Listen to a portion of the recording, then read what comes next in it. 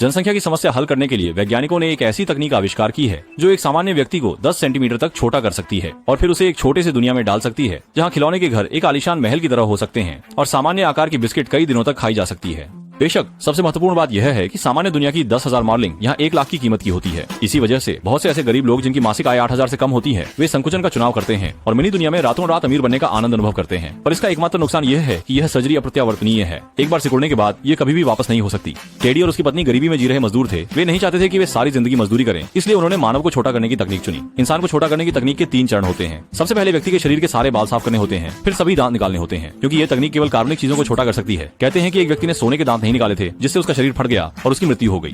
अंत में इन लोगों को माइक्रोवेव ओवन में डालकर मध्यम आंच पर 1 मिनट, फिर तेज आंच पर 2 मिनट तक गर्म करें। जब समय समाप्त हो जाए तो शावजू सफलतापूर्वक पूरा हो जाता है।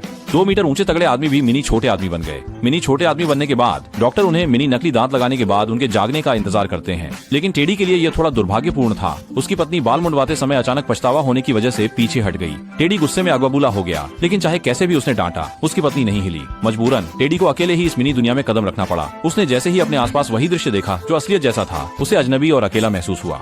फिर वह अपने इकलौते भव्य घर में पहुंच गया। जैसा कि वैज्ञानिकों ने कहा था, यहाँ वह सब कुछ था जो होना चाहिए, बस एक पत्नी की कमी थी। और कुछ ही दिनों में उसकी पत्नी ने तलाक के कागजात और एक विशाल अंगूठी भेज दी।